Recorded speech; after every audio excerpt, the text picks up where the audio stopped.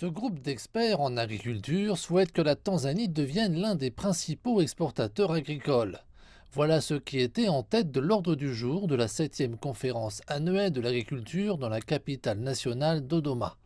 Les participants ont réfléchi à la manière dont le secteur agricole du pays pouvait devenir compétitif. Le gouvernement soutient que cela ne se réalisera qu'avec l'augmentation du revenu mensuel moyen des agriculteurs, qui s'élève actuellement à 43 $. Ce dont nous avons besoin, c'est de créer un environnement où le travail effectué et le revenu obtenu permettent de vivre.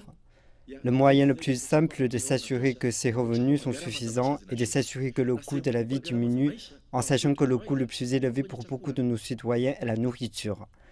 Ainsi, en augmentant la valeur de l'agriculture, le prix des cultures consommées dans le pays pourrait baisser et le revenu des agriculteurs augmenter.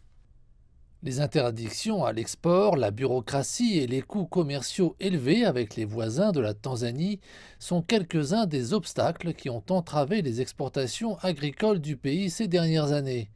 Le gouvernement dit se tourner vers les technologies de l'information pour trouver des solutions. L'avenir de l'agriculture est dans la haute technologie. Le ministère se concentre sur l'utilisation des technologies de l'information et de la communication pour résoudre la plupart des problèmes agricoles. Nous avons donc commencé à enregistrer numériquement les agriculteurs, à fournir des installations en ligne. Un système d'information sur la gestion du commerce agricole informe sur les zones pour lesquelles la demande de permis d'exportation ou de certificat phytosanitaire est possible.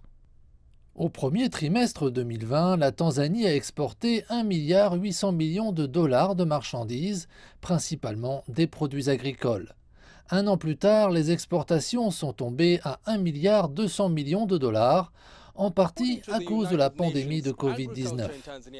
Selon les Nations Unies, l'agriculture en Tanzanie représente environ 27% du PIB du pays et fournit des moyens de subsistance à au moins 8 millions de ménages qui pratiquent l'agriculture et l'élevage.